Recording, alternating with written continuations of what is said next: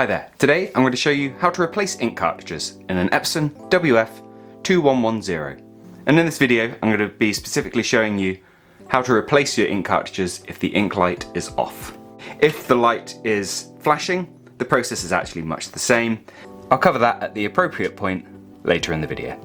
So to get ourselves started, we open up the cover on the printer, and this particular machine won't realise that's been opened and move the cradle. We have to indicate to the printer we want to change the cartridges. To do that, we hold down this button with the bin icon on it for 10 seconds. So here we go.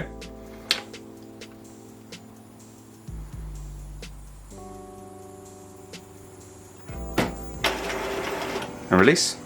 As you can see, my printer realised what was going on slightly before and has set things in motion. And after a while, it's settled here where the plastic at the top is recessed slightly so we can get to the ink cartridges to replace them.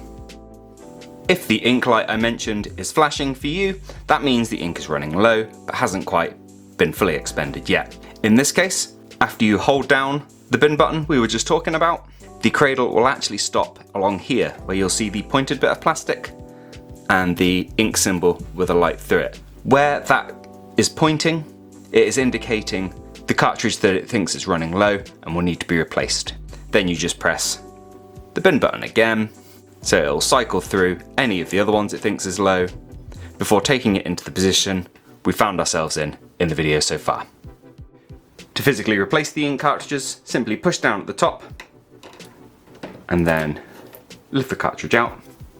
Now, regardless of whether you have originals, compatibles, remanufactured cartridges, the design is mostly the same when getting them out. Then you take your replacement. I'm actually going to pop the same cartridge back in again, so there's nothing wrong with this one. Assuming you have a brand new cartridge, you're going to want to remove any protective packaging that's on there, probably a polythene bag around the outside, pull tab towards the end. But one thing you don't need to worry about is piercing the plastic on the bottom. That gets done automatically as you pop it into the printer, so leave that be. Then we just loosely place him back into position, push down. Once you hear that click, you'll know it's in place. And then you just repeat for any of the other cartridges before pressing the bin button again to indicate to the printer you're ready, and it will then check the cartridges, make sure it's happy.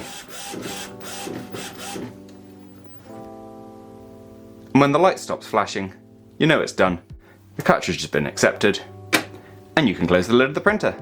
Now I hope you found this useful. If you have, let me know with a like. If there's anything else you'd like to add, drop it down in the comments. Otherwise, thank you for taking the time to watch this video, and I'll see you in the next one.